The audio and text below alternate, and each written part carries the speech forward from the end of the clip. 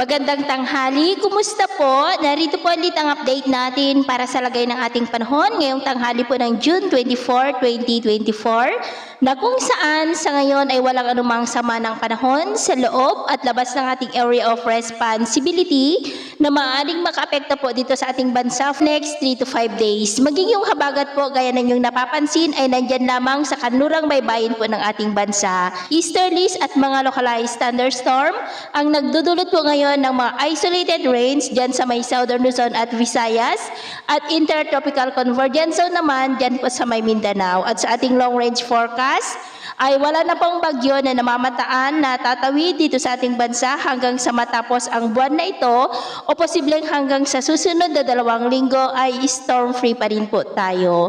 At sa lagay ng ating panahon ngayong tanghali ay mainit at maalinsangan pa rin ang panahon, lalo na po dito sa Northern at Central Luzon, pero may tsansa pa rin ng maulap na kalangitan with isolated rain sa may Calabarzon, Mindoro, Northern Palawan, Bicol Region, Western Visayas, Central at Eastern Visayas, Sulu Archipelago, Zamboanga Peninsula, Northern Mindanao, Caraga, ilang bahagi ng Davao Region at Sorsogon. At sa susunod po ng mga oras, may tsansa pa rin ng maulap na kalangitan with isolated rains. Diyan na po sa may Ilocos Region, Cordillera, ilang bahagi ng Central Luzon, Bulacan, Cavite, Southern Quezon, Mimaropa, Bicol Region, Western Visayas, Central at Eastern Visayas, maging po dyan sa may Sulu Archipelago, Zamboanga Peninsula, Northern Mindanao, Caraga, Davao Region at Sorsogon.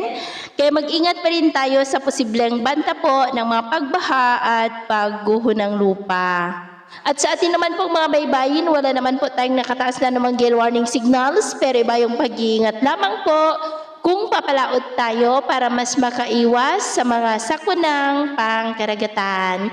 So yun po na latest update natin sa araw na ito. At ako po muli si James na nagsasabing sa kahit anong pagsubok po na darating sa ating buhay, huwag po tayong mawawalan ng pag-asa. Thank you and God bless!